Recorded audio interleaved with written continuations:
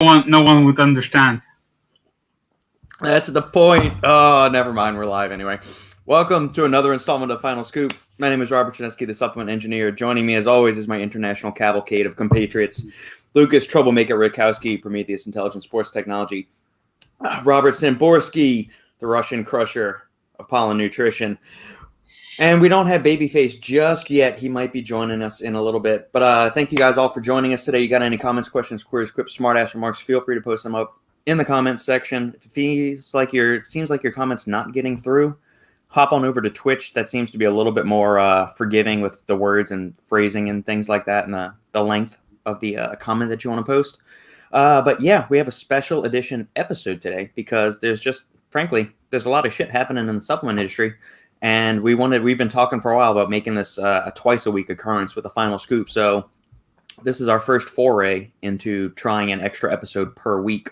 If you guys like more content, drop us a comment down below. Let us know. If you don't like it and you don't want to see us as frequently, let us know that as well. And then we will make sure we're not as around as often. So, Robbie, first off, we need to share with the listeners just what you've been up to, because you are not broadcasting from your humble abode in Jersey. You are actually doing some much highly sought after research in... What a dick. The Red Light Secret Museum of Prostitution. So what alluring exhibits did you find there, Robbie? He's copying me, but he did it better way, man. Well, you know what? I figured out that, Lukasz and I are obviously competing who's the biggest asshole in the industry. And Lukasz seems to be winning sometimes, and I can't let him have it. So since Lukasz is visiting those places in Poland, I thought, you know what? I'm going to go to the capital of everything, to Amsterdam. I'm going to tell Lukasz to go fuck himself. So yeah, Robbie, for all the listeners out there that have no idea what in the world we're talking about, I just flashed up a couple of pictures. The first was Red Light Secrets Museum of Prostitution in good old Amsterdam. So what's going on in Amsterdam, Robbie? Why are you there in the first place?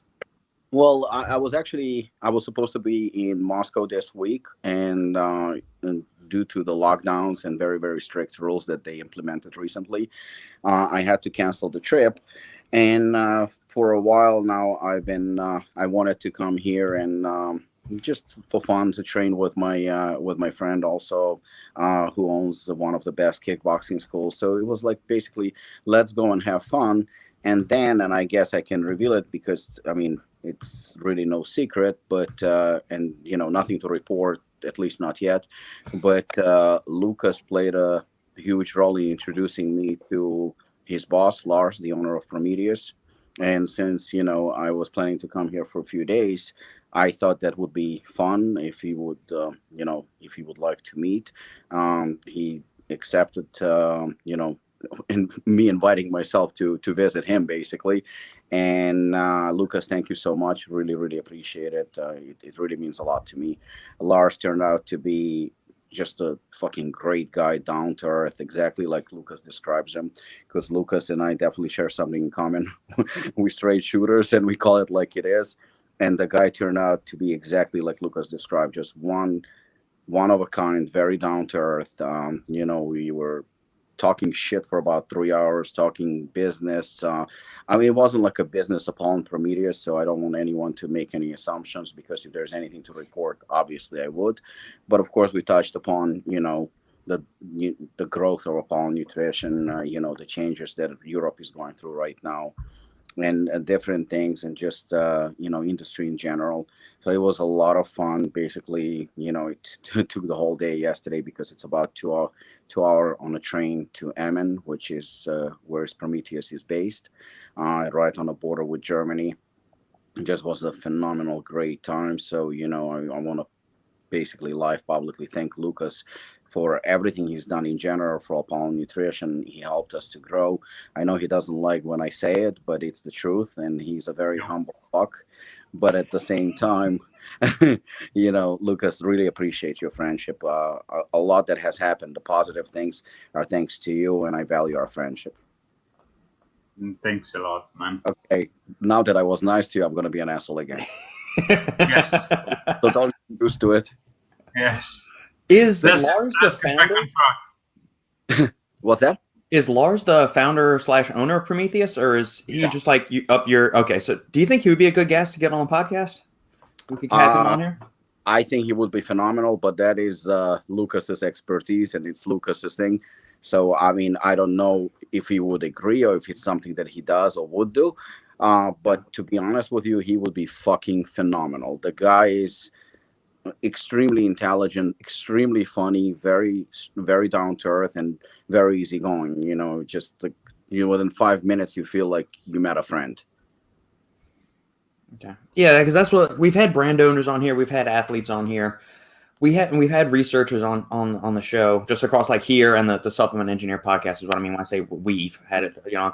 But one area where we haven't really had a lot on is manufacturing or distribution, and that's, you know, two areas where I think like just overall content for the channel is kind of lacking. So I think, you know, going forward we need to make sure we get some of those guys on here too. I think that could give a unique insight. I don't want to speak about you know, as far as doing a podcast with Lars, but I'll make sure to ask him and put the word out there. So if he will be willing to do the show, then definitely I will let you guys know. Yeah, I mean, from my personal, you know, experience now and, you know, feedback, again, if he would agree, that would be awesome, just because he's not boring. You know, no hard feelings, and fuck you all who is offended by it. But most of the guys in the industry are fucking boring as hell and not exciting. This guy is, you know, it's just, we could talk probably for hours and hours and hours. Just an amazing guy. And the story, I mean, to be honest with you, I didn't know what to expect. And I've never seen him. I've never seen a picture of him. I've never interacted with him. And when I got in, the train to Ammon was very, very, it's not complicated. You need to change trains like once or twice, but still the train system in Holland is, in Europe in general, is just phenomenal. So it's easy. But when I arrived in Ammon, it was very hard to find a taxi. You know, I mean, so it's a very rural kind of place. It was very, very hard. I mean, it took me about 30 or 40 minutes to finally be able to get a taxi. Once I got to the place, I was late because I told him I'll be there before 1 p.m. But I was late by about 30 minutes or so. And the first thing he said to me, he says, "I sent you an email," which I didn't read. And he goes like, "I would have sent a car for you." He says, "It's not a problem at all." And somebody actually drove me, great guy that works there, forgot his name. He drove me back to the train station as well. You know, the whole experience is like so humbling just to meet somebody like that. And I expected, to be honest, somebody who is like in his 60s, you know, old man and wearing a suit or something like that. Here comes this guy who's in great shape. I believe he's around my age, like 44, 45, and phenomenal shape. Just like, you know, he clearly lives the lifestyle and dressed to impress. I mean, very fashionable, extremely fashionable, looks like a fucking model. And exactly what you would not expect. You know, you would picture somebody else. So I think he's a fascinating person. If he would agree, I think it's probably would be, I can assure you, it would be one of our best guests. Okay. All right. Well, Lucas, put that bug in his ear and then let it kind of just infest and crawl around and help. He really likes Lukasz. You got that's good. We like Lucas too, so we're not going to go anywhere. Jojo, hey guys, you changed your avatar, Jojo. Also, he passed the drug test for the show that he competed in. So the only supplements he used were from a certain company, and you know, nice and clean. Got his OCB card and everything. So yeah. Once again, congrats on the show. You look really good. So yeah, congrats, yeah. Man. And on behalf of Robbie, thanks for supporting Apollon. Great guy. Based final scoop. I mentioned this the other day when I was talking with Justin. I said I had no idea what the hell based meant. Jiffy led that comment on a couple of our previous episodes. It said base, and I said, "What the hell does that mean?" And he basically said it means cool, good, something like that. So it's yet another term that I'm not up with the cool kids apparently. I don't understand like 50% of English words, and this word is just like on another level. So you lost me, man. Yeah, it's new lingo. Like we assign new definitions to thing. Like people don't say inspiration anymore; they say inspo or merch instead of merchandise and all these other kind of. I don't get it. Why do we have to shorten everything or give other words new meanings or anything like that? Americans are weird. That's the only thing I can say. It's Americans are fucking weird. When I talk with Shane, it's always need to be, my radio always needs to be adjusted, just to make sure that I understand what lingo, When I talk with Americans, it's whole another level. Scottish person and English, I just don't understand at all. So yeah. If we all just spoke Polish, it would be so much easier. Oh man, that would be so much better. But Chipilla, we haven't seen you in a while, Chipilla. Hope all's well, man. And good old Brooke. This is new, Brooke. We're experimenting with maybe bumping the podcast to twice a week. So we don't know. Assuming we do this twice a week, I'm not sure which day we're going to do it. Maybe Saturday and Tuesday. Because I feel like Thursday and Saturday might be too close together because that really is only like a day and a half worth of news items. But then again, there's a never-ending shit pile of stuff that strolls across our desks on a daily basis. Plus, we get questions from you lovely people that accumulate and could keep things fresh. Yeah, comment down below what you guys think. If we should do 2 shows per week or what, and maybe you can suggest what day would be a good time for you. But we were just thinking, and I also dropped this idea just to make two episodes per week, so that would be interesting. We lost Robbie. He's apparently been hacked. Just for a second, he's trying to connect. He must be. Smitch, subs on deck. Definitely twice a week would be awesome. Well, we appreciate it. It was awesome meeting you at the finally getting to meet you in person at the Apollon event too, Mitch. Brooke, I'm messing with databases, so this is helpful just to listen to. Well, good. Anything we can do to help make the workday pass by faster is a good thing. More is always better. Especially with stims, right, Lukasz? Oh yeah, man. Always with stims, the world is much better. Agreed. What's up? Simply Too Deep. How are you? There he is, the good-looking individual on the panel. Yeah. Robbie, you there? Cheers, folks. Man. Hey, I'm here. I can hear you. Like I said, so guys, try my best. Okay. 2 final scoops? Yes, please. Double scoop. We're doing great. Thank you for joining. You got any supplement, fitness, nutrition questions, or anything random off the wall? We're good with all of that too. And I think Robbie, we need to send Robbie. We're gonna establish a GoFundMe now for Robbie's internet in Amsterdam because apparently it's screwed 6 ways from Sunday. It's always hard to connect, especially when you're traveling. Yeah. So I'm not hearing anything on. Yeah. Not at this time, but I'll listen and learn about all this stuff. Okay. Well, while we wait for Robbie to get his internet back normal or for the Wi-Fi signal to catch up, then we'll get on to the first main event topic of the day. And you guys got any other questions, feel free to get them in there and we'll get around to all of them. Jojo, not 2 scoops after a tolerance break. No, that could be a bit much. But the way you've been crushing the high stem products lately, you might be on the due for a stem break there, Jojo. All right, Lukasz, the first one that Shane sent us last night, and hopefully he's got time to jump on this because this will be good. All right, let's go with the show. Kaged Muscle. Now, this is a brand that we've shit on, for lack of a better term, a few times this year with the microencapsulated glutamine, the Kaged Sport. Both of those are very substandard, in my opinion, offerings for a company that has a pretty good reputation and a pretty good formulas. Like I think their pre-workout is a good.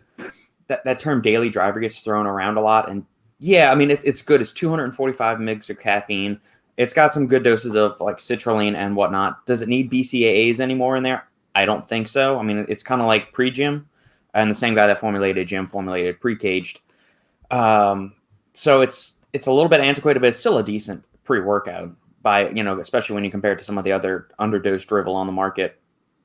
But courtesy of Shane last night, found this little gem being advertised on Caged Muscle's website, and has a pleasant little write up here, and then we've got the supplement facts. Yeah, buddy. So for they're using the premium quality forms of the B6 and B12 and the pyridoxal 5-phosphate and the methylcobalamin. So that's off to a good start. They're also using magnesium citrate, which is more bioavailable than magnesium oxide. So that's a good start right there. 10 grams of L-citrulline. Now that is the max clinically studied dose from everything that we've got. Before, anywhere between 2.4 is the lowest effective dose that I've seen used. It was in a cycling study on endurance athletes. And 10 milligrams, that's kind of the level where above that you might start to experience some GI distress, or the citrulline just gets converted and you're overfilling the gas tank at that spin. It's just spilling out and you're not really getting more nitric oxide or more increases in arginine above that. We got 3.2 of the beta-alanine as carnosine, great dose there. 3 grams of creatine monohydrate, solid dose there. An additional 2 grams of creatine nitrate as NO3T. 2.5 grams of betaine, 1,500 milligrams of L-carnitine L-tartrate, which I've heard right now, like everything else, has been absurdly expensive and damn near impossible to find on the market. 2 grams of taurine, great dose there. 150 milligrams of L-ATP, one of my favorite ingredients. 2.5 of L-tyrosine. I'm really glad to see that because their previous one, I think, had a combination of regular L-taurine and acetyl L-tyrosine. Yeah. So I'm glad to see just the regular L-tyrosine here. 388 milligrams caffeine from Pure Calf and Amati. Oh, so this is something interesting that I was talking with. I made a comment in our group chat last night. I thought, so the Amati is a 20% yield of caffeine. But that's already been taken into account here. So it's 360 plus 20 is going to give you the 388. And then we're getting 300 milligrams of alpha GPC. So 150 milligrams yield since it's the alpha size, and 100 micrograms of huperzine. So, but you also got another dose of Amati. I think that's the included. So it's insane from Pure Calf, and I think it's lopping in this. Yeah, it 20. looks like it's included. It's included. Hey, there's Robbie. We can hear you again. Okay, good. Yeah, we can hear you now. Let me go back to this. Okay. All right. But yeah, I mean, all in all, a 36 gram scoop, that's a heaping freaking scoop. Quality doses of everything here. I mean, I don't really have any complaints. You could say maybe you want caffeine. It's like some individuals want higher caffeine, some want a little bit less. But overall, I mean, I think this is a considerable step up all around for Caged Muscle, and it's befitting of the elite they title. actually have. They Pre-Kaged, I believe, also was like 30 plus grams serving, if I'm not mistaken. But some of it was, if I'm not mistaken, also the BCA bullshit. Yeah, man. Yeah, so this formula is a huge step up. I mean, honestly, even for us who are very critical, it's very hard to pick on this formula. It's the only thing, and I said it in our group text, is like, I would lower slightly the citrulline, not because it's bad or anything like that, not for that reason, just because it's so expensive. So by lowering that, I would bump that money into a full dose of alpha GPC. That's the only, but that's like literally nitpicking. Overall, it's such a minor thing that, this formula and Caged, they, credit has to be given where credit due. And this is an awesome formula, probably one of my favorites this year. 388 of caffeine. For me, anything above, I don't like less than 300. Although like 200 can work fine too. That's no issues for me. But typically, I like anything above 300 is solid. I think 388 is very, very good dose. So there's really nothing to pick on this formula. Like I said, other than that minor thing, because I just like everything, me, like fully dosed. So, I mean, citrulline is dosed through the fucking roof and still good. But I would just if alpha GPC was at 600, this is might be, and I always take Apollon aside because that wouldn't be right, to compare and be biased. But to look at it as an outsider or maybe even reviewer or whatever, this is probably one of my favorite formulas this year, if not the favorite. Yeah, man, I really like this formula. I think just flipping back between the original Kaged, like I was mentioning there, they had a gram of N-acetyl-tyrosine and that. So you're getting 1,850 here, but we've got 2.5 grams of the actual L-tyrosine.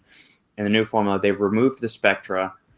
We're getting double the dose of creatine, so we're getting 3 full grams of creatine. And I still think, for my money, creatine monohydrate is still superior and cheaper than creatine hydrochloride. Double the dose of beta-alanine. We got rid of all of this, space filler is all we're going to say there, and you've got an extra 3.5 grams of L-citrulline. Great formula, but without a doubt, great formula, great job.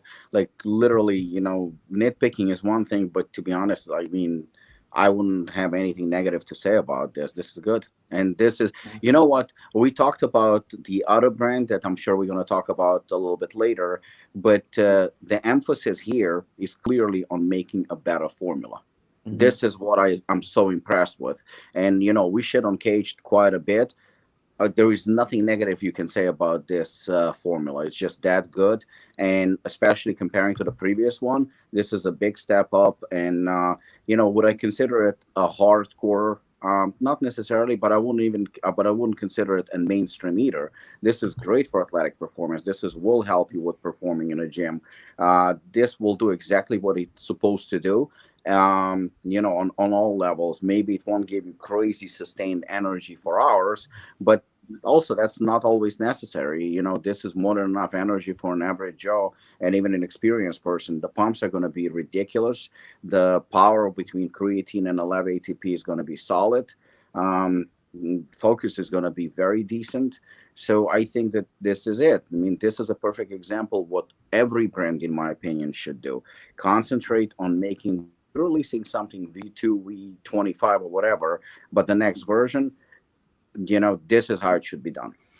You know what? I wouldn't call it like a redemption or something like this, but it's good to see that after releasing like more like a mainstream type of a pre-workout, the sport edition, they decided okay, we launched like a basic pre-workout, so let's focus now on like a crowd that is like more, I would say, like happy to invest in more clinical and more well dosed type of a product, and that produced something unique. And that's what they did here.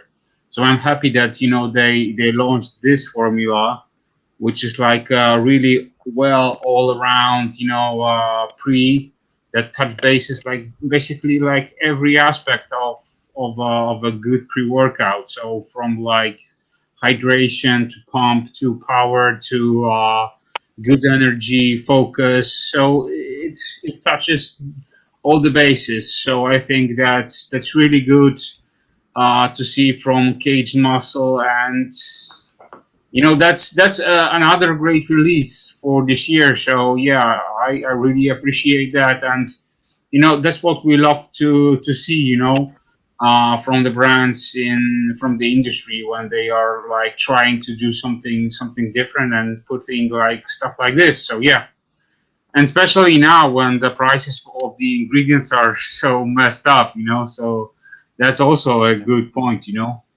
Absolutely, yeah. The flavors is going to come in 2 flavors: strawberry lemonade, glacier grape, 20 servings per tub. I clicked the link, but apparently it's not live on their website yet for whatever reason. So I'm curious to see the price tag. I got to imagine this being at least $2 to $2.50 per serving on the consumer end. So you're looking at least like $50, $55, maybe $60.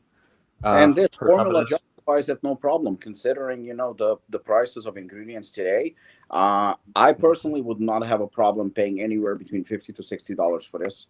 I mean, you get it what you pay for. Yeah, this is a great formula. So I know that because I've experienced that. If somebody's going to say that it's pricey or whatever, you get what you pay for. This is a great formula worth the price.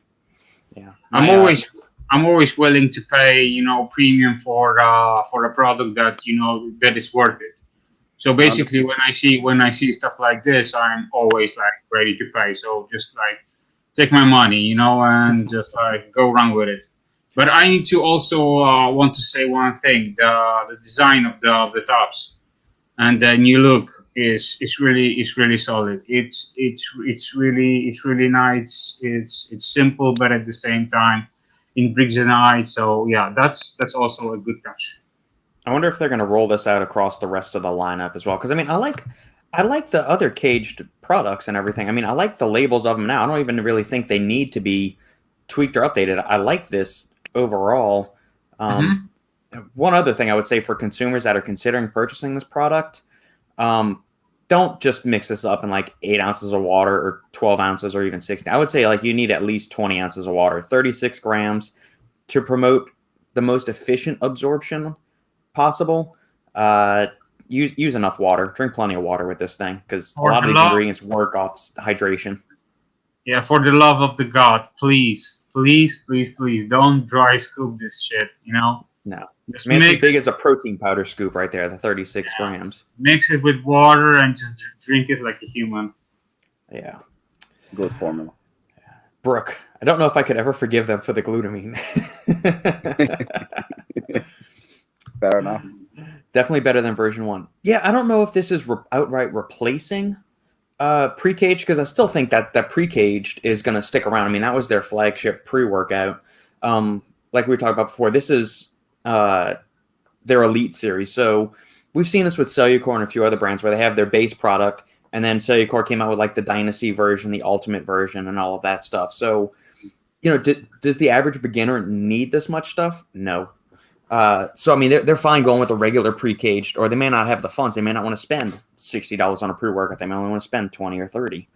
And I think that's fine. If you're just getting started in the gym, do you need to go balls to the wall and dose everything out? No, you don't have to.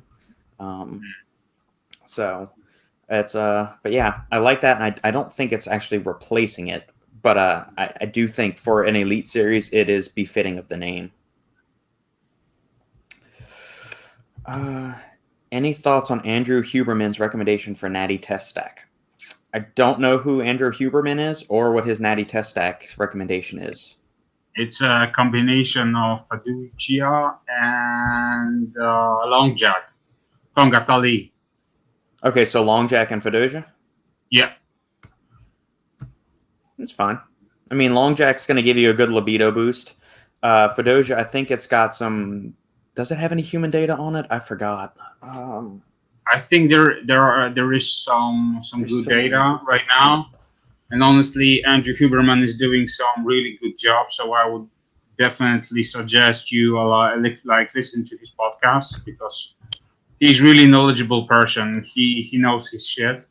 And as far as like the stack that he recommends, it really works. And I sent you guys some research like a few weeks ago about the Faducia as well as the Long Jack, and their like impact on test levels in humans, and they were all very promising, especially when you combine these two.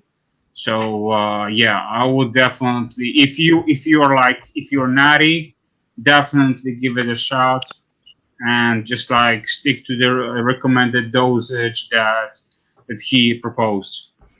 Yeah, and there's Examine, just pulling it up here real quick.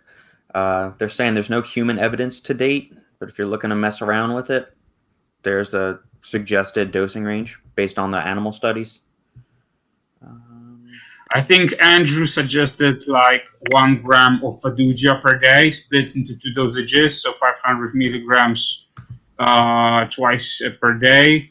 And as far as Long Jack, I believe it was somewhere around from 600 to 900 milligrams. So it was also around gram per day as well. Okay. Prolonged time to ejaculation. Okay, there you go. Helps you last longer and stay stronger. There you go. Add this with your lion's manes for the ultimate ropes cocktail. You can also add some horny goat weed to it. Yep. Okay. Anacyclus. I haven't heard that or abused forever. I think PES was the first one to use it way back when. Yeah. Interesting. Okay. Thanks for the suggestion, Madsville, or Mad Devils. I'll have to check that one out.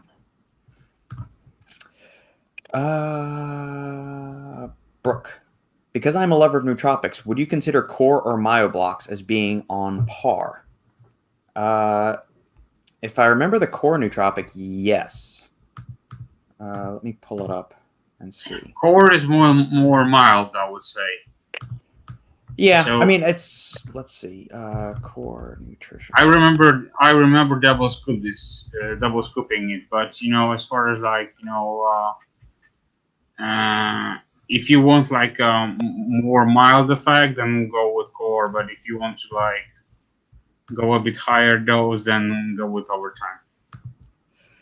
Yeah, I mean, it kind of depends on what you're looking for as far as your stim profile. If you're looking for a lower stim nootropic, because I think, let's see the dosages on this. Yeah, core is very mild. From a stim standpoint, we've got 150 milligrams of caffeine. I mean, that's kind of in my personal wheelhouse. What I like to in a nootropic, anywhere between 150 to 200. That's why I only typically use half a serving of overtime at a time. It's 225, 250 caffeine right there. And so that's kind of where I like to be as far as nootropic. I don't need all 500 milligrams at once. I'd like to space it out during the day. So from efficacious dosages from everything else, you could say that they're using the less bioavailable form of vitamin B6 here, but they're using the more bioavailable form of B12. 1 gram of L-carnitine is solid. Personally, I like 2. I always take 2 grams of L-carnitine whenever I'm doing my own personal nootropic stack. Same with L-tyrosine. I like 2 grams of that at least. Taurine inclusion is interesting. It's got hydration, but it also interacts with the GABA receptors in the brain.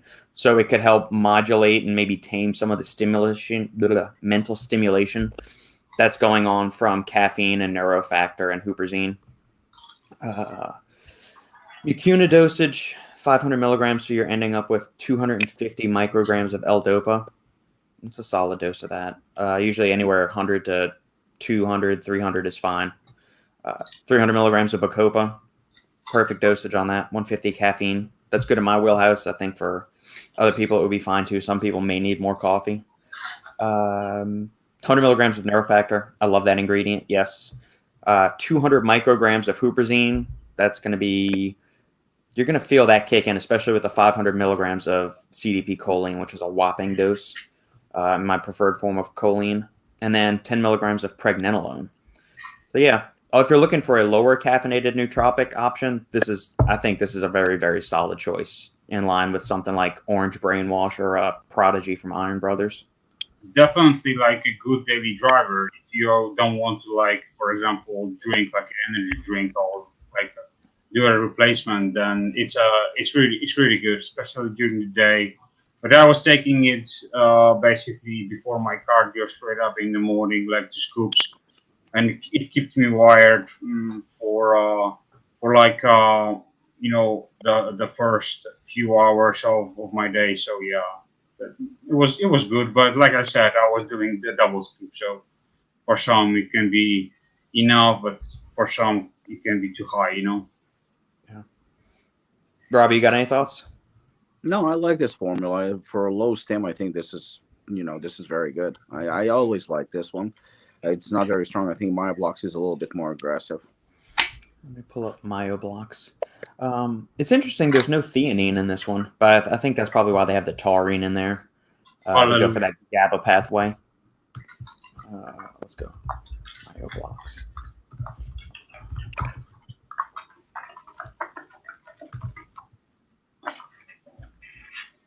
Let's see what we got here. Okay, here we go. Could this be good? Yes. I don't like the prop blend of all of this amalgamation right here. It tells you how much caffeine per scoop. The 3,000 milligrams of L-tyrosine is great. You're getting 400 milligram yield of alpha GPC. That's also very solid. I don't like this right here. I don't like this big, ugly prop blend of everything. Yeah, I agree. I mean, to me, this seems like I've never used it, never tried it. I never tried core either, but at least with core, I know what I can expect based on formula, and I always, even though, as TJ says, labels are just labels, I have to go by the label because if it's manufactured right and in the right, with the right manufacturer, you know what it's gonna show and how it's gonna feel. So going strictly by the label, I haven't used either one of these products. Core looks solid, mild, so if you want something mild, then it's solid. If it's not, if you like something stronger, then it's all weak. This one, I would assume, this would be stronger. But even though I'm a fan, obviously, of stronger, I don't like it. I don't like it because the moment I see prop blend, there's only two ingredients that are literally listed. The rest of them are not listed, so you don't know what kind of a cocktail you're getting. Not, I mean, not to make any accusations, but to me, a prop blend represents of cutting corners. We said it many times, and I would assume that the more expensive stuff is on the lower side, and the more cheap side on the higher side. And again, no accusations, no speculations, just the way it presents itself. So I would feel like probably typically stimulants are not that expensive. It probably feels a little bit stronger than core. I would pretty much bet on it that it's stronger. Is it better? At the end, nootropic is supposed to be a nootropic. It's supposed to be something that helps with concentrations, concentration, something that helps with focus, something that helps with maybe a mild case of euphoria, feeling better. And I just don't think that the emphasis here is on that. It's more on the stems. That's the reason why I think overtime is a blend of both. You will feel it in terms of stems, but you also get that euphoria and focus fully dosed. Over here, you don't know what you're getting. I would assume that this is a pretty good pre-workout minus pumps. Yeah, I mean, we can probably reverse engineer this to get the dosages within a reasonable, like 50 to 100 milligram range of everything. So we got 200 milligrams caffeine per scoop. They're using natural caffeine, which is usually a 98% yield of caffeine. So we're looking at this ingredient being 210, 220 milligrams, maybe another 100 milligrams of velvet bean or 150 milligrams of velvet bean, 100 milligrams of L-theanine, 50 milligrams of hordenine, 25 to 50 of N-methyltyramine, 5 milligrams of bioperin, and maybe another 5 milligrams of huperzine, so 50 micrograms right there.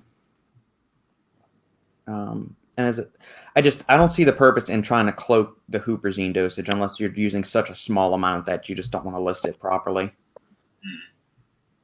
So could it feel good? Possibly. I don't like the prop blend of it. I don't. If push came to shove, I'd pick up the core one. And you know what? Also, it's very, very important. Sometimes they say it doesn't matter. The label doesn't matter as long as it hits the right way. I think when it comes to nootropics, for obvious reasons, I think 99% of people would prefer to know the amounts of different ingredients that are taking when it comes to nootropics. Yeah. Maybe with energy or something like that, it doesn't really matter as long as it gives you a kick in the ass, you're good to go.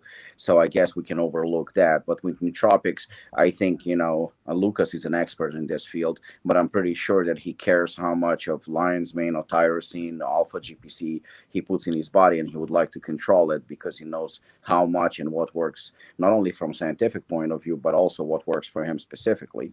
So that's the reason why nootropics is I can overlook, even though I don't like it, a lot of prop blends, specifically with pre-workouts, and just simply because I don't give a shit. But with nootropics, I think you need to know. Yeah, I like the name of the flavor. That's fun. I like that flavor name. Okay, yeah. They're on Parbrook, so yeah, I would just, if push comes to shove, I would lean towards that. If it don't make Lukasz happy, won't make me happy. It's well-rounded. Jiffy posted that in response to the core.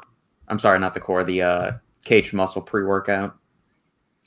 Yes, What it is well I rounded. think also with core, it's very, very interesting is that if you like something a little bit stronger, in terms of like specifically caffeine, you can always just add a little bit more caffeine, which is cheap and expensive, and you can get the same benefits. So I'm sorry to go back to it, but I'm with Robert 100%. I'm sure Lucas is of the same opinion. I would pick core.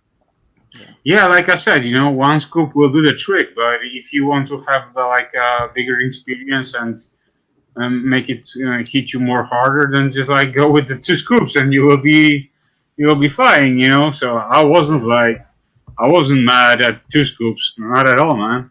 2 scoops That's a were shitload of choline going on. I mean, you're getting 1,000 milligrams of CDP choline and 400 two scoops micrograms of were were, You're were huperzine. talking to Lucas, Robert. You're talking to Lucas. True. Very true. What's going on, Alex? How are you?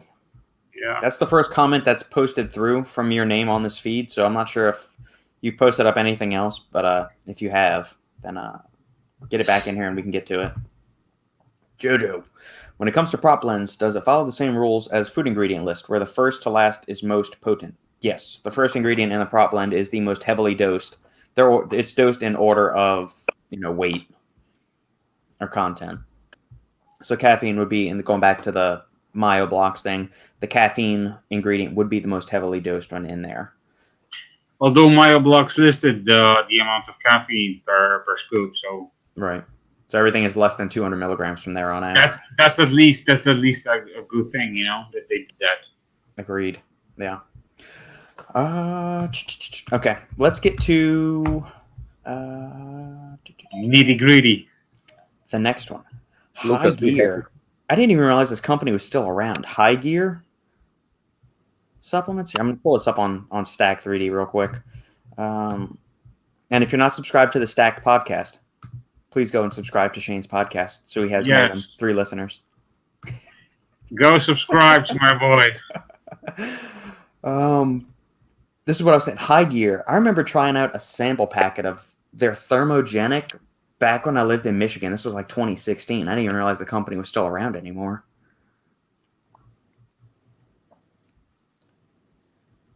Calcium. It's not a bad formula. That's solid.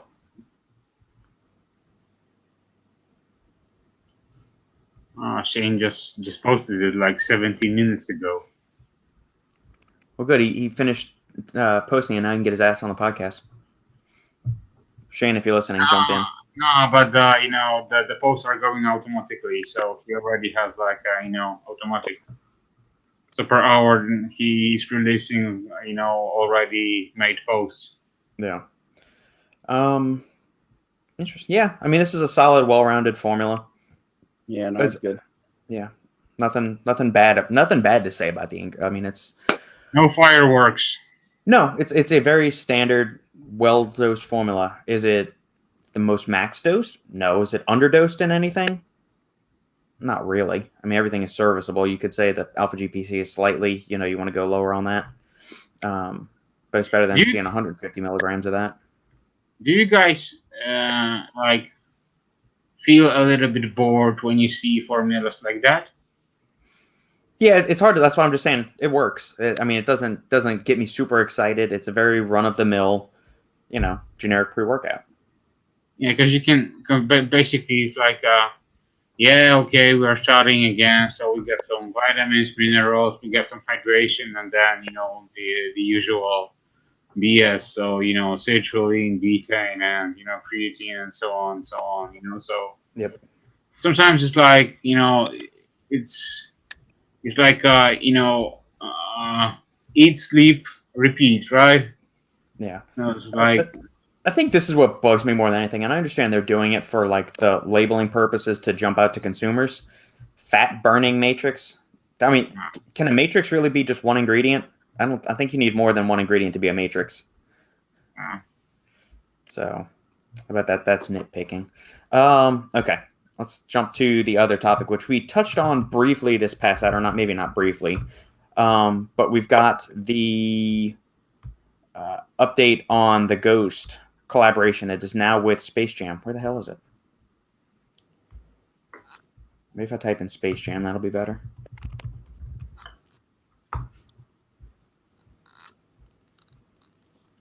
Here we go.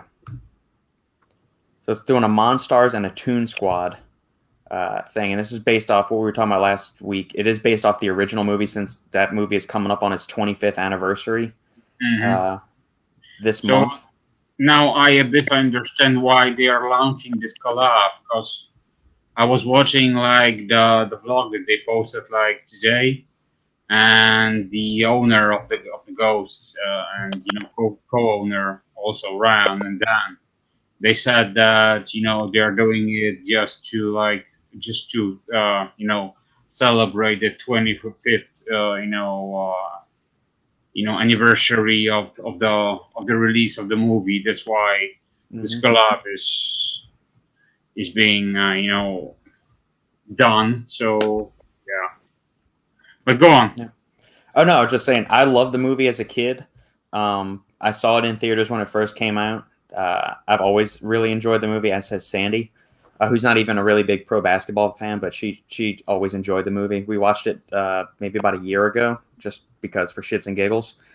So I mean, I there's a heavy lean on nostalgia, and I know Dan had mentioned that too. Like, he's probably the same age as you and I are, Lukasz. I mean, he's around that 35, 36 age, no doubt. So overall, how do you feel about the collaboration, the formula? And Robbie, you as well. Did you ever watch the original Space Jam and stuff like that? I know it's a kid movie, and you were older. I mean, you're 10 years older than us, so you would have been 21 when we saw it. So were you nuts about it? Did you like it? And then we can kind of get into further thoughts on just 100% liked it. 100% liked it. Enjoyed it. There is a certain feel of nostalgia.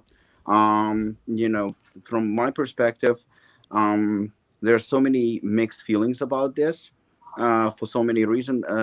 Let's start with something that I haven't seen much talk about, and that's the formula. The formula is good. Plain and simple, the formula is good. Nothing super impressive, nothing bad. It's a good, solid, well-rounded formula. Robbie, which formula we are talking about? Because there are two formulas. I actually like both. It's not like that. You're just not gonna hear me, and I get your question, Lukasz. You're not gonna, like, when we saw Caged, right? We saw Caged. That impressed me. That impressed me because the previous formula, or the side formula, or what Robert said, is the mainstream formula. I fucking can't stand. I don't like that formula for so many reasons. It's one of those formulas that I just don't give a shit about, and I wouldn't use it. So I am really, really impressed with Caged. With this, I'm not really, really impressed. I mean, this is not something that will make me go like, wow, this is something unbelievable, or the term game changer or anything like that. None of this is game changer. It's a good, solid formula that I would personally use. I think that this hits every aspect that you need. I don't have a problem with the formula. It's not my favorite. It's not bad. It's a good formula.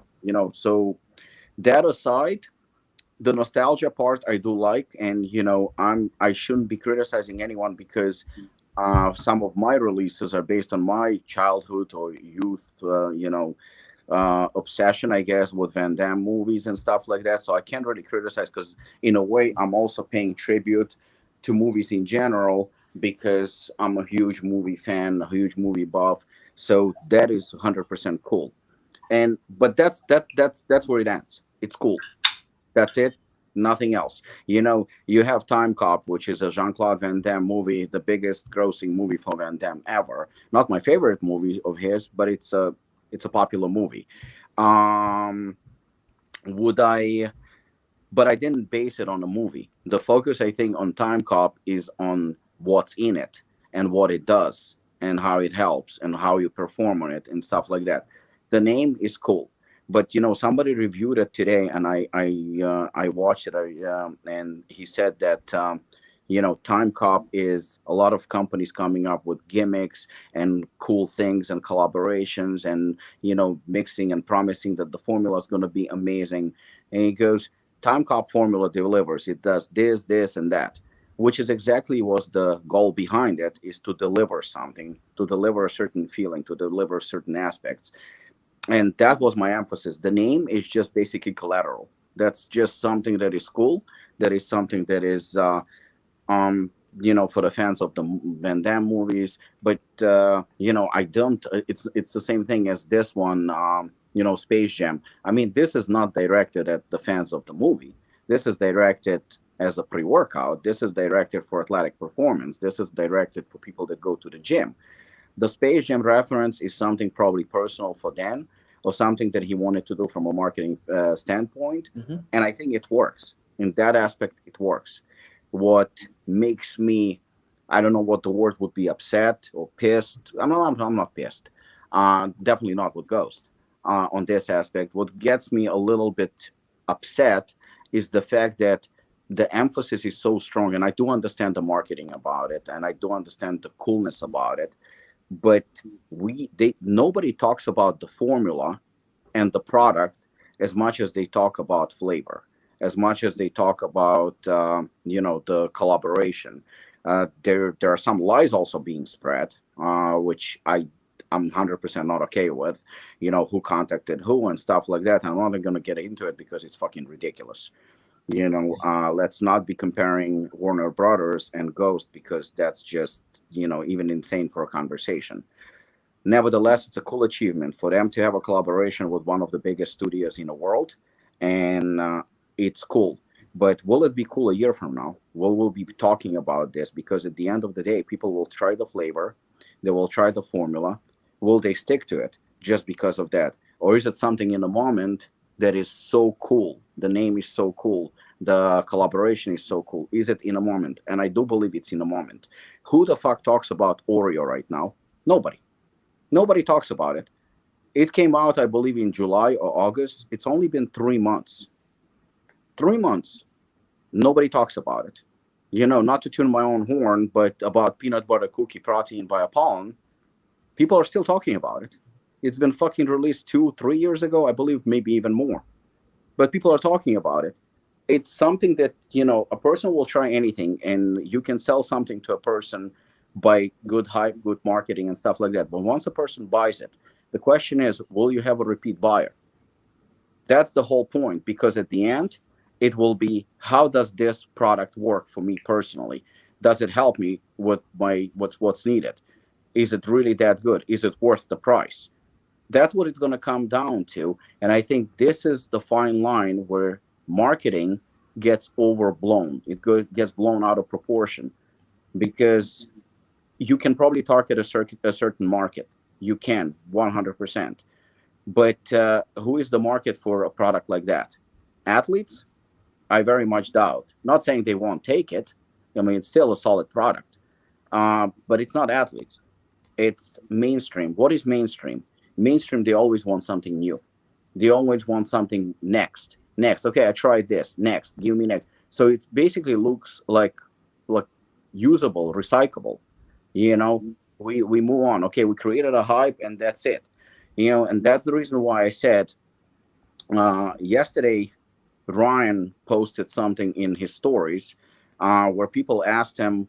I don't know if anyone asked him, or maybe just he asked himself, because you never know how these things work.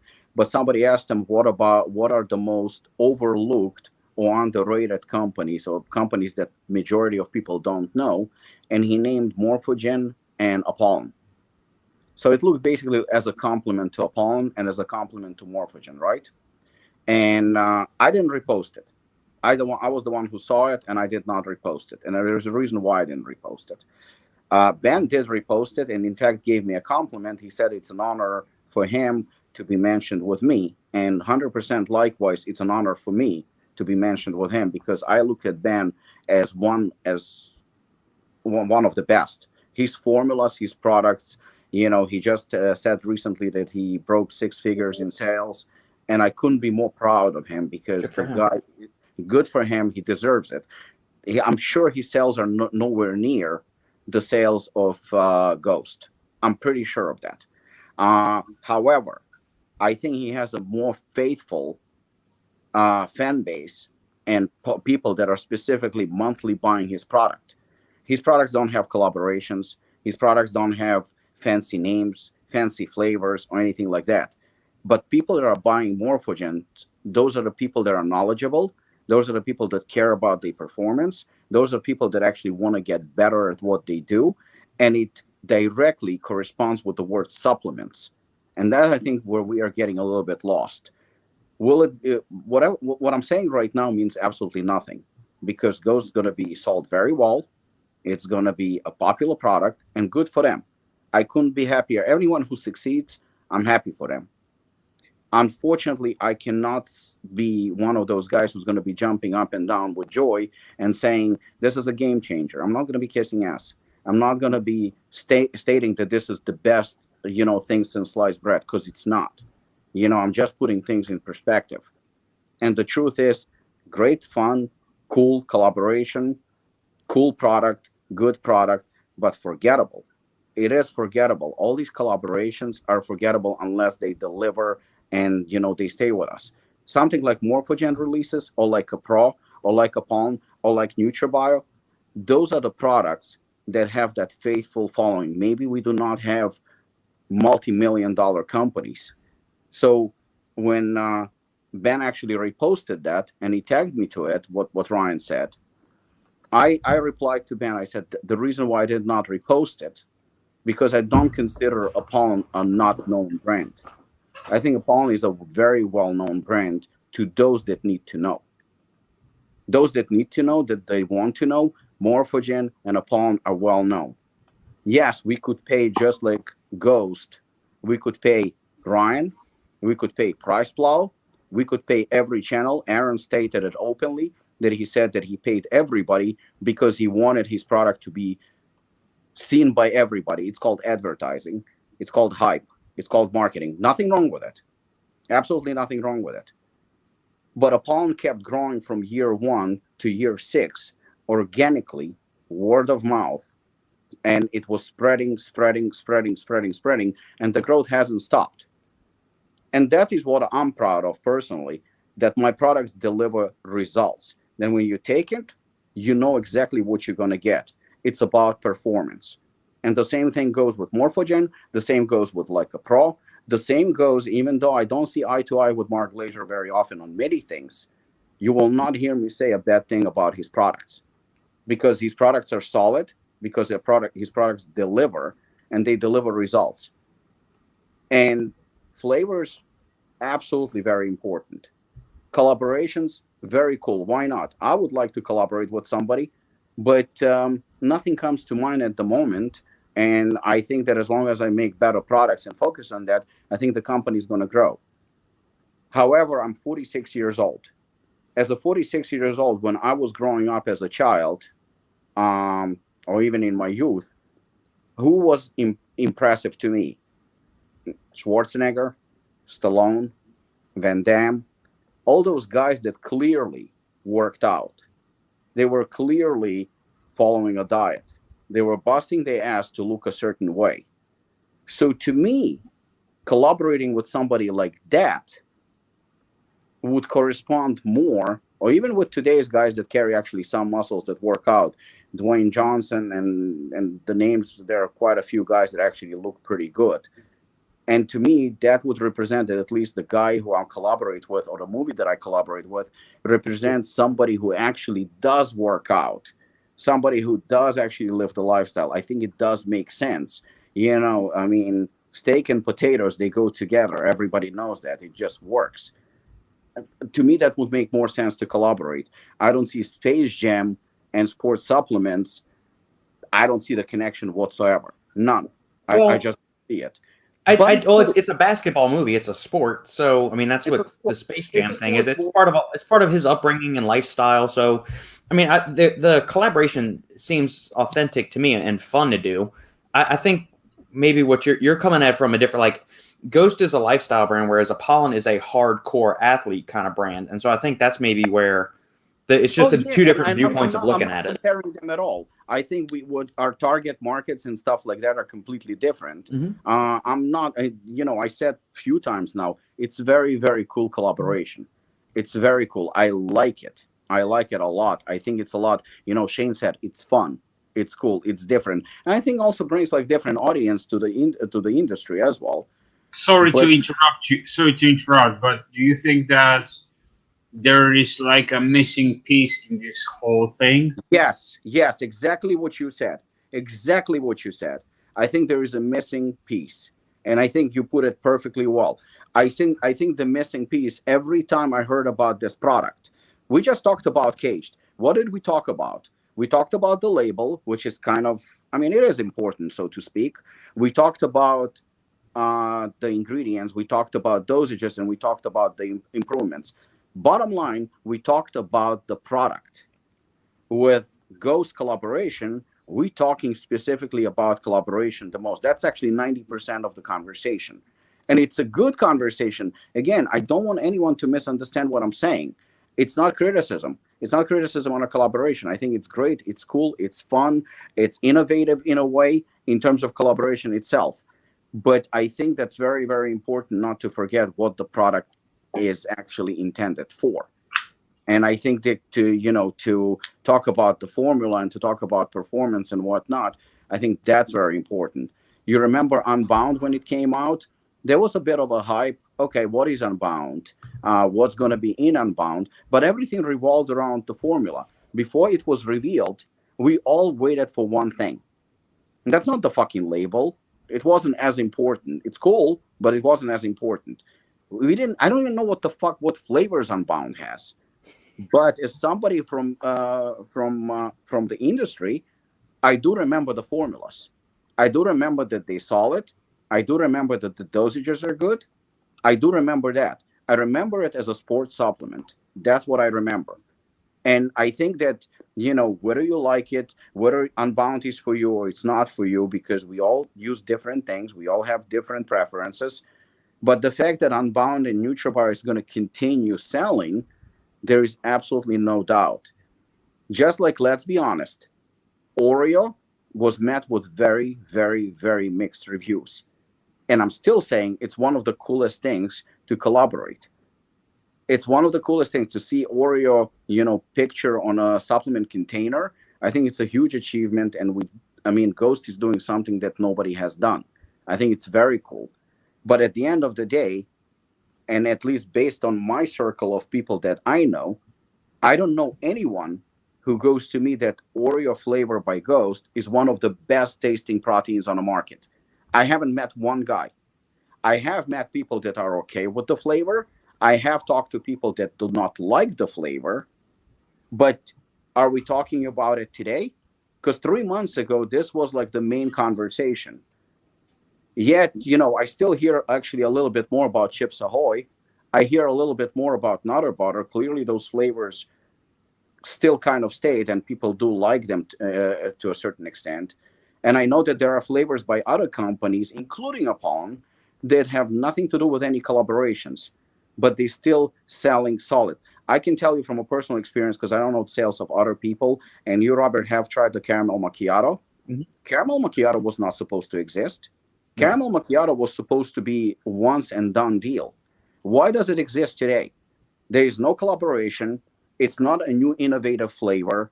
There is nothing new about it. The reason why it exists and still one of our top sellers, and after almost a year, is because plain and simple, it's a good formula in terms of casein and isolate. But besides that, it does taste very, very good. And clearly there is a huge following and people actually do like it. So the sales are there. We're not discontinuing it, nothing like that. And people still talk about it as one of their favorite flavors. So at the end, what about the longevity? What about the supplement to last? What about what it does for you in terms of if it's a nootropic, what it does for you? If it's a test booster, if it's a pre-workout. So I think Lukasz absolutely fucking nailed it.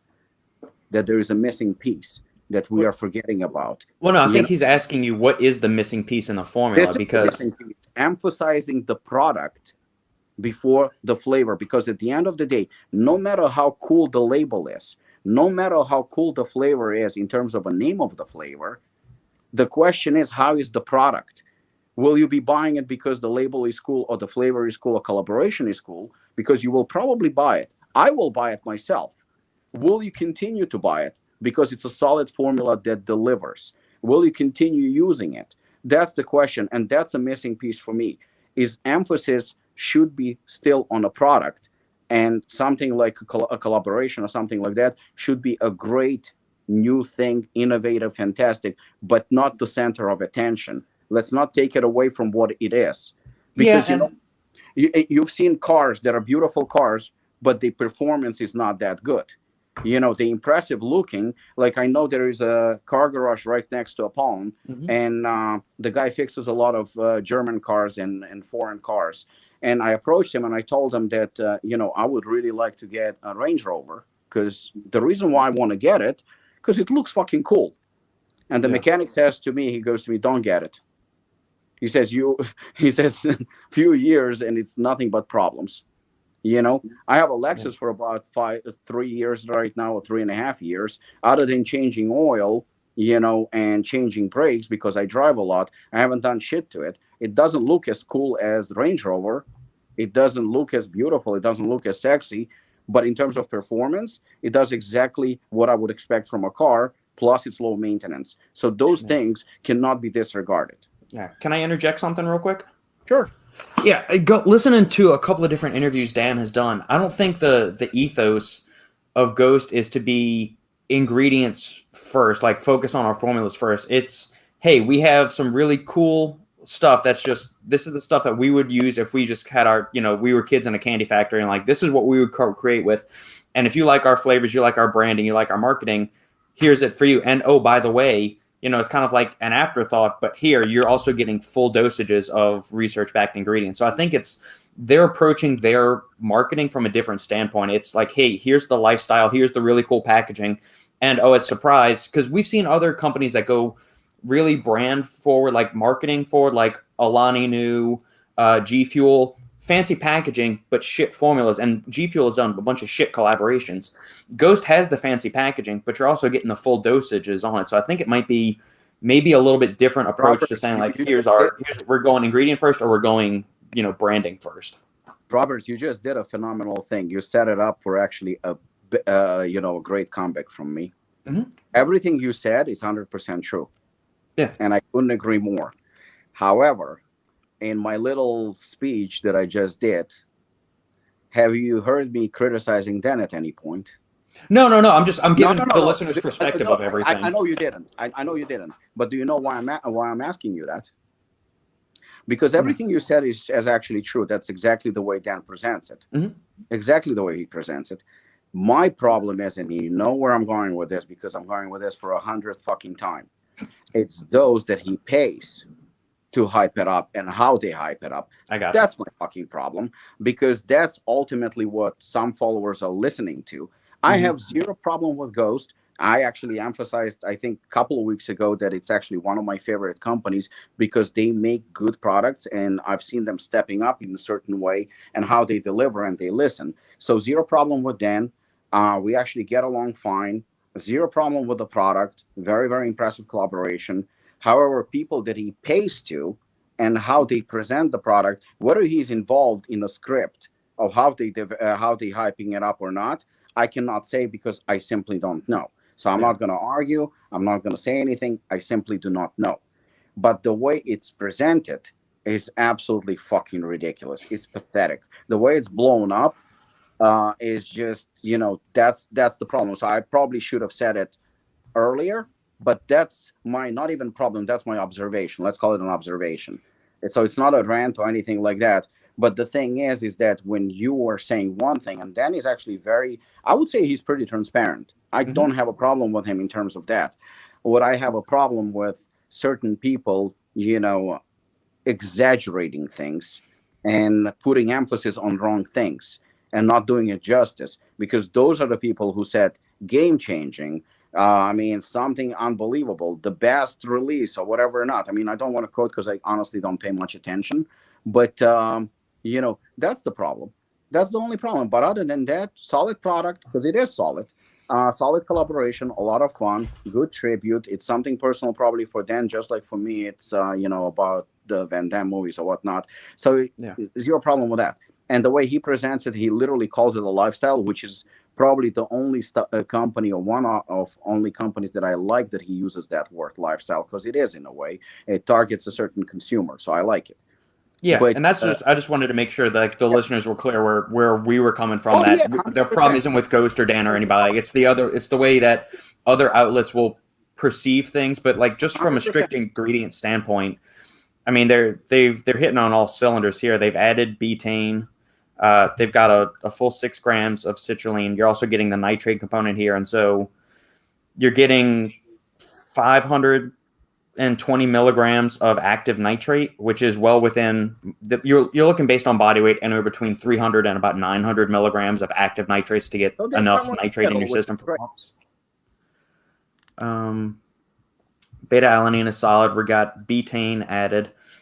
Good dose there. There's no alpha yohimbine, interestingly, in this Monstars edition. I haven't seen the supplement facts for the Toon Squad edition.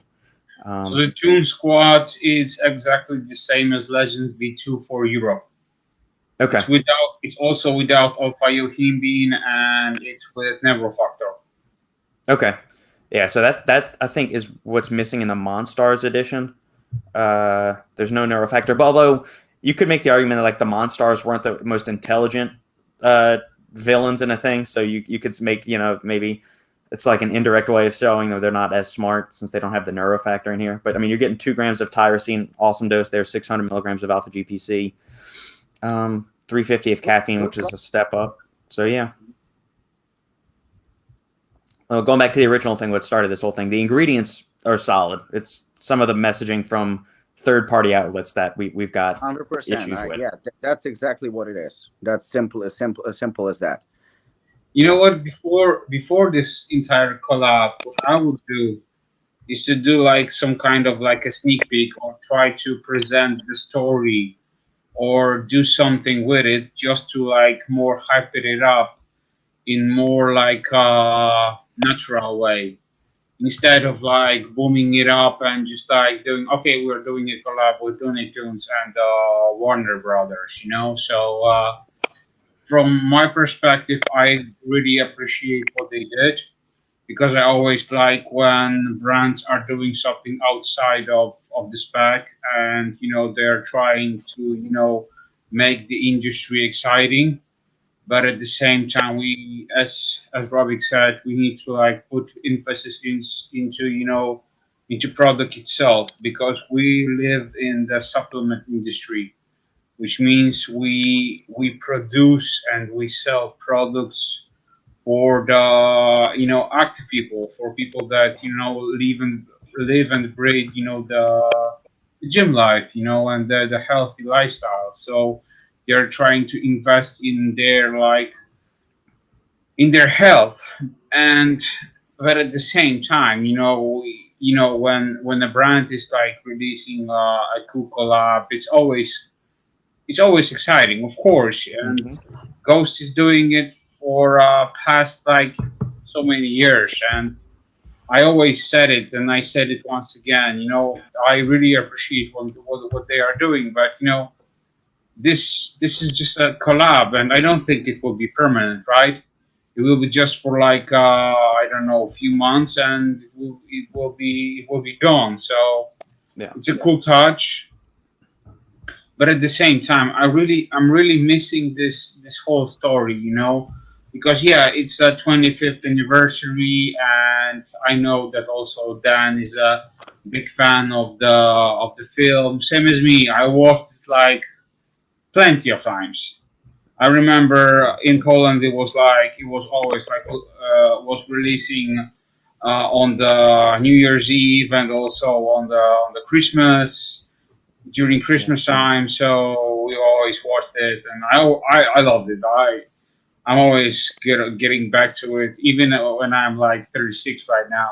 I still can watch this movie because I'm like a big MJ fan. But yeah, I'm just like, I don't know.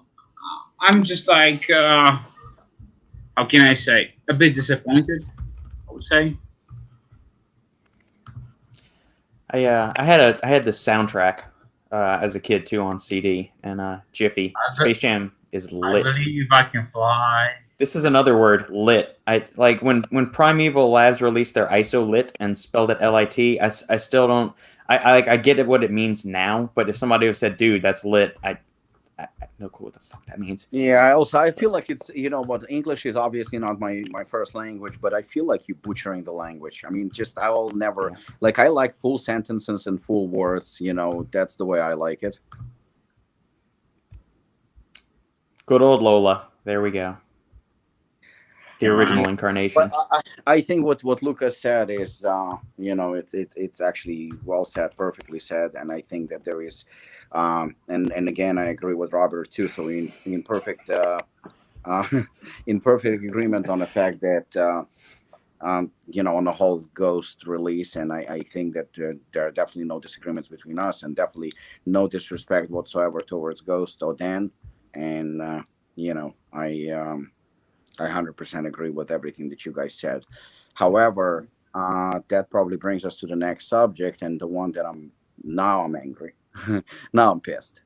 And that's because we said about third parties. Do I need to go get some bourbon before we get started? Nah. I'm in Holland, so I probably all the fucking pot that I can still smell. I'm still a little bit high, just collateral damage. But we talked about third party, and I know Robert is very, he's a nice guy. So, Robert, you don't need to say anything. Stay nice. But really, really, from the very bottom of my heart, fuck Ben Kane. What a piece of fucking shit. I mean, that guy is. I wish I could say what I really want to say, because I would probably say it in person, or do something in person. I can't fucking stand them, But the things that were said about Sean Clarita, it does have to do with supplements, so we cannot avoid it because it's a supplement company, and he was let go. And I have to admit that I watched because Lukasz sent us a link. I watched Nick Trigili. I didn't connect the dots where we are going with it. Stop going to fucking sex shops. Okay. Yeah. You lost me for a second, but now I'm back on track. I mean, this just goes because Robert said so well about third parties. I mean, that was just perfectly put, and I couldn't agree more, because at first Robert actually helped me out here, because for a moment there it looked like I'm attacking Ghost, and that's not the case. I was attacking somebody else, but indirectly, and I never voiced it. So thank you, Robert. I appreciate that. But but the third party thing is it's fucking disgusting, because, and I'm not really friends with Sean Clarita, and but person got fired. Can you give context for the listeners that may not have any idea what's going on? So last week, 2 weeks ago or so, Sean Clarita was let go by Raw. They fired him. Then those things happen, and there was something was said about lack of performance, or that he was shopping around with another supplement company or whatnot. Those things were kind of thrown out there. None of them are actually possibly wrong, And then Lukasz sent us a link from Nick Trigili podcast, and when I saw it, sorry to interrupt. I want to give a big shout out to Nick Trigili. That was a great channel, and his channel for informing industry about this fact. So 100%. Big shout out to Nick, and if you guys can, just try to tag him or share this podcast with him, so he would know that we are giving him props for what he's doing. So big shout out. I'll actually message him. It's been years since we talked, but I'll actually gonna message him, because I was so impressed with what he did. And it was basically, he didn't keep quiet, and he came. I don't know if he came to Sean's rescue, so to speak, but he actually put things in perspective.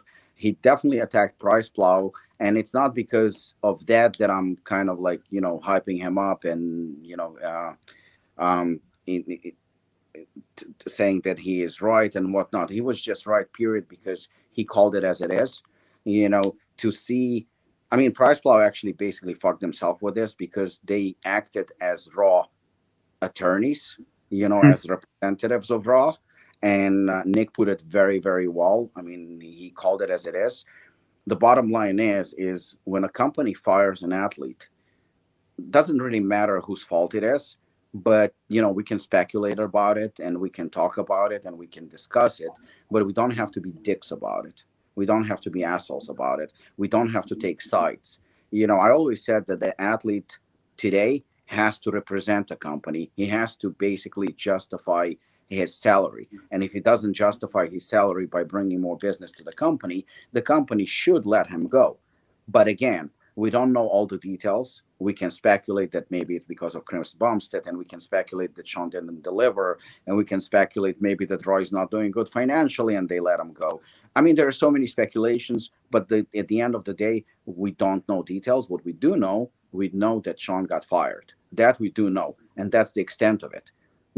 And for a company that's supposed to do content for supplement industry, for a company that's supposed to do reviews, even though they're not supposed to do reviews, because when you're getting paid, your reviews are irrelevant, just like your fucking awards, because you're a fucking prostitute. That's who you are. You're getting paid. But the thing is that for them to come, and I know for a fact that they spoke very favorably of Sean Clarida. I know that Ben spoke very favorably about Sean Clarida. All of a sudden, just because they're getting paid by Raw didn't release no statement.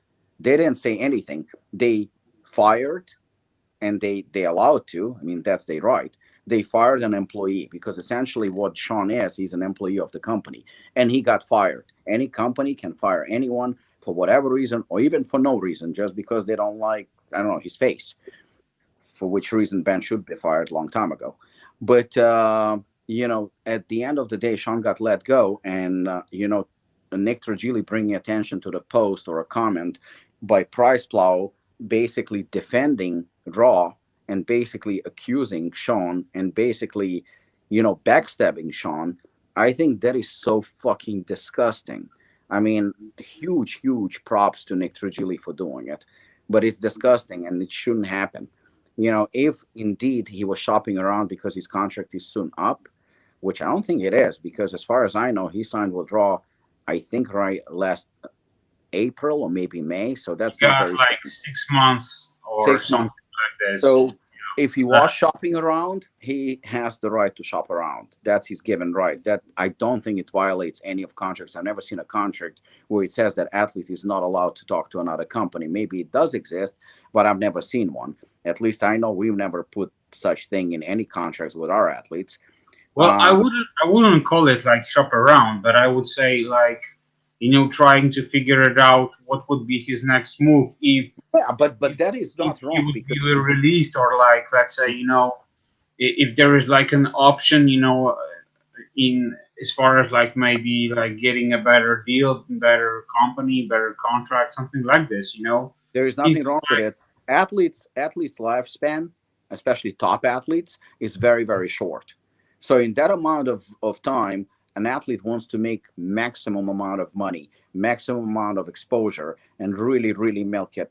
I know of one athlete who is retired. I'm not going to name who he is, but he was very, very popular, and he was telling me at his peak, he was getting crazy money for appearance. I mean, we're talking crazy. Only short time after he retired or whatever, he still looked the part. The supplement company fired him almost instantly because he's not competing, and his appearances, seminars or whatnot, they dropped in value tremendously. Tremendously, it cost a lot more, a lot less. So for an athlete to shop around or test the waters or talk to other companies and see what's out there, I don't think there is anything wrong with it. Maybe some companies do, and rightfully so. I wouldn't have a problem with a Apollon athlete, looking around what other companies may offer, because this is not just about loyalty. This is about career. This is about a job. This is not about a favor. And, for a 212 guy to make money is very, very, very challenging, especially when you're, as short as Sean Clarida, and as small. He's not, standing to Regan Grimes. He just beat Regan Grimes, but Regan Grimes makes a hell of a lot more money, because as unfair as it is, Regan Grimes is better looking. He has better structure. He's taller, and he's more appealing to not just bodybuilding community, but also mainstream market. So for Sean to shop around, nothing wrong about it. Now, if he doesn't perform, in terms of he doesn't generate enough, that's bad. I mean, that's bad, and it's totally understandable for a company to fire him as well. But again, that's between the company and the athlete. We don't know their financials. We don't know the ins and outs. We don't know the structure of the company. We don't know shit. So, when we discussed this last week, we didn't badmouth Raw. We didn't badmouth Sean either. We just speculated. We said maybe this, maybe that, but we said, as far as I remember, we do not know. So we're not going to blame the owners. We're not going to blame Sean. So for Price Plow to come out publicly and defend Raw and basically throw accusations towards Sean and speak favorably for the company that pays them money, it's the same thing as giving them the fucking award for best brand of the year or something like that. Because now you're taking sides. And surprisingly, you're taking sides of the company who is paying you. That will never look bad, never look good. That looks bad. That looks very, very bad. You're playing favoritism. You're being biased. And you're throwing somebody under the bus. You're talking shit about somebody who maybe even considered you a friend. I saw Sean Clarita and Ben interacted. So obviously, because during the event that was in New Jersey a couple of months ago, Ben didn't even approach me because he knew very well that it would be a very, very aggressive and hostile environment to be around me. He knew that I would not smile to his face. I would not shake his hand and call him a bra or anything like that. None of that would happen. I'm not saying I would punch him in the face, but I would not rule it out either, just because I think he's a fucking prick. But at the same time, you're smiling to athlete's face, you calling him a friend, you being friendly with him, you hyping him up, because they were hyping him up when he was with NutraBio because NutraBio pays them too. And then they were hyping him with Raw because Raw pays him too. And then once Raw fires him, they automatically attack Sean for absolutely no reason. Why don't you mind your own fucking business, write fake content for people that pay you money, shut the fuck up, because everybody knows what you're about, everybody knows that you're not credible, everybody knows that you're a lying piece of shit, then give away, fake awards because somebody paid you, give it to the highest bidder. But can you, for the love of God, not disrespect an athlete? Can you, for the love of God, not take sides openly? You want to talk shit about Sean Clarita, talk shit about Sean Clarita behind closed doors. No problem. But to openly discuss him in a negative light, even though it's not your company, he's not your athlete, you're not his manager, you have nothing to do with him. And you're defending a company when nobody's asking you to defend. If the company is prepared to release a statement, they will do so. Sean released a statement, not bad-mouthing Raw. He didn't say nothing negative about the company that fired his ass.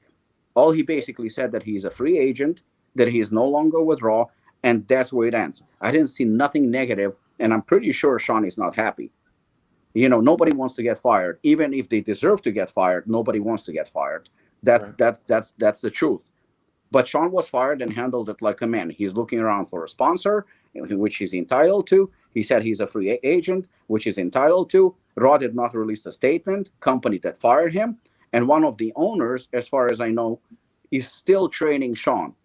So mind your own business and don't make yourself look like a fucking fool. And mad props to Nick Trigili for calling it out. There you go.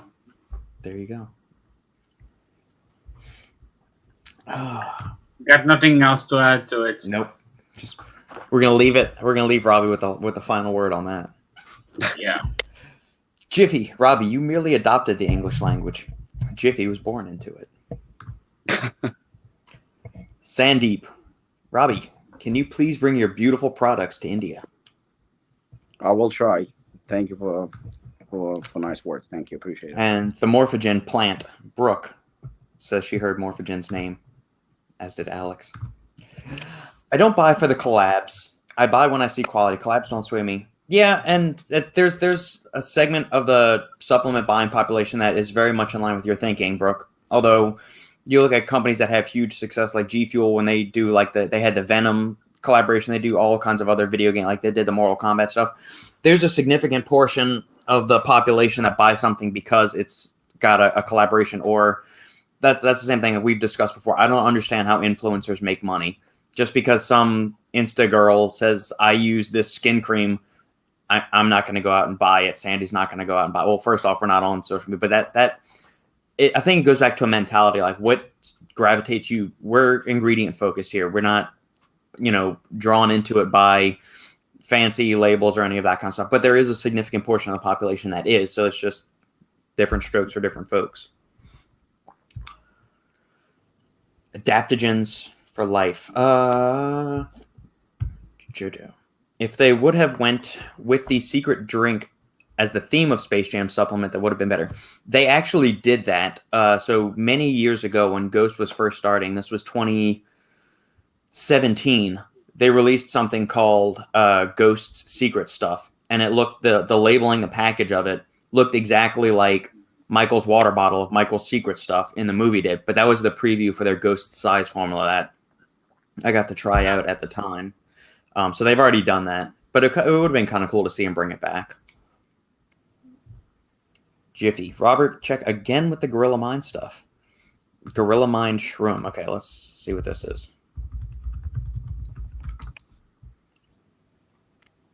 All right. Did we already talk about this? And we've talked about a couple of other Gorilla stuff. I think we talked about this one too. I'm not sure though. Yeah, I think we talked about it.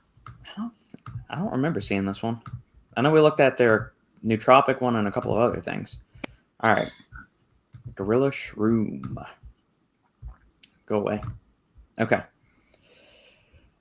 All right. 10 milligrams. Vitamin B6 is P5P. Good dose on that. Good ingredient form. Vitamin B12 is methylcobalamin. Solid there. Getting 1,500 milligrams of lion's mane mycelium. Okay. We're getting 1,000 milligrams of cordyceps mycelium. Something to keep in mind with the mycelium stuff is that 2/3 of that is basically ground up oats or rice flour or something like that. So the mycelium is grown on these organic grains, and then you can't just rip off the mycelium from these grains. It all gets pulverized all together. That's not saying it's bad. It's just I'm partial to the fruiting body. Lower quality, let's just say. Yeah, and I understand there's a good amount of research on mycelium. Paul Stamets, who's a noted mycologist, is a huge proponent of the mycelium. It's a little underground network that you can't really see. It's a unicellular organism that just extracts like tree roots all over the earth. But the fruiting body is really kind of like the payload where the nutrients are. There's different ratios of different bioactives in the mycelium versus the fruiting body. But just understand, like push comes to shove, I'm going fruiting body over mycelium. 500 milligrams of ashwagandha as the 5% with analyte, which that's KSM standardization, isn't it? The 5% with analytes? Yeah. Okay, so you get 500 milligrams of something similar to KSM, 500 of reishi, 250 of maitake, 200 of yerba mate, 10% caffeine, so 20 milligrams of caffeine total, 200 milligrams of L-theanine, 10-to-1 ratio of theanine to yerba mate, plus all of the other calming agents that are in here. I mean, that might get for a good relaxing thing. I don't understand the purpose really of the caffeine in there. Yeah, what's the entire purpose of the product? Is it marketed as like a cortisol or a nootropic? Okay. Newest cognitive support supplement consisting of hand-picked list of mushrooms and nootropics designed to help you reach new levels of mental clarity, information retention, and memory formation without taxing your adrenals with excessive caffeine or exotic stimulants. These ingredients have been used for thousands of years, not only for their cognitive enhancing properties, but also for their potential neuroprotective benefits. Overall, it's a solid thing. Would I mix up the order of the mushrooms and do them a little bit differently? Yeah. I don't see the purpose of the yerba mate or the theanine in this at all. Remove that out and put in some other mushroom dosages or bump up the content of some of the other ingredients in there. I agree.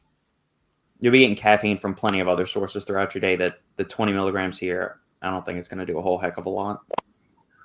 Yeah, I agree. Overall, just speaking generally though, I like lion's mane. I like cordyceps. I like reishi. I mean, I take 2 to 3 grams of lion's mane and reishi each day. Cordyceps I only get when I'm taking Pico 2, and the same for maitake. So, yeah, It's good. There's several other good mushroom products on the market as well. Yeah. The price is $34. Am I saying it right? Yeah, $34 for 30 servings. I mean, the price is okay. Yeah, the price. I'm sure there's probably a discount code somewhere you can find. Yeah, probably there's a coupon code, so yeah. Yeah, it's not bad. Thinking around $30. Yeah. Yeah, it's just that's what seems kind of weird to me. Is like all you have these mushrooms which have some obviously neuroprotective properties, but also some adaptogenic qualities. You got 200 milligrams here of theanine, which is another calming ingredient. 500 milligrams of ashwagandha, which it's an adaptogen, so it can modulate you up or down. But for most people, it's going to calm them down, reduce the stress. So why put yerba mate in there? Well, here's the thing. You know how we always bitch about, well, at least you and I, Robert, bitch about the theanine in pre-workouts and stuff like that. Yeah. And like we don't see the point in it. I can see the point of theanine here. I don't see the point of caffeine here. Yeah, and that's exactly what I would say too. I mean, the dose isn't large enough to do any kind of notable effects on cognition unless you're somebody that is extremely caffeine naive or something like that. I'm staring at the formula. I'm like, what the fuck do I want to say about this? Because I'm a little bit confused. And I always say, throw theanine out, throw theanine. This is the time where I'm going to say, throw caffeine out. Yeah, get rid of caffeine. And I mean, you could take this before bed. I wouldn't take this first thing in the morning because that would just make me feel miserable. Oh, no. Take this before bed. Get rid of the caffeine and take this before bed. Yeah, that's what I wanted to say. Take it before bed. But yeah, like, I would definitely like tweak this formula. Remove that from the theanine and yerba mate. And I would also remove ashwagandha, which is like used in so many products, and instead I would, for example, add some turkey tail and chaga to it, and it would be much better. Yes, agreed. Yeah, my suggestion. Yeah, this is one of those formulas that is okay, but it has holes in it. Yeah, and this is the Gorilla Mind nootropic we talked about last time or a couple of episodes ago, where it's a very well dosed product. Again, I don't like 400 micrograms huperzine for the everyday individual. That's just my personal stance on it. And this is supposed to be like a daily nootropic, right? Yeah. Yeah, smooth focused. Yeah. When it's going to build up in your system, you might not enjoy it too much. Yeah. All right. 3 listeners. Let's see. Robert is the mushroom man, so I thought it would be appropriate. Yeah, Lukasz knows a fair amount about mushrooms too, and he's experimented with more mushrooms individually than I have. I'm mostly with reishi, cordyceps, and lion's mane. I haven't messed around with any of the other ones. Lukasz is more well versed in that department. I like the shroom formula, but don't know why the theanine or yerba mate. Yeah, I would just go and buy the individual mushroom ingredients, or you could look at something like Genius mushrooms. Or Super Shroom from Glaxon, or just buy some bulk mushroom powder off Amazon. Honestly, if you're like going with the mushrooms, do it exactly the same way as going with nootropics.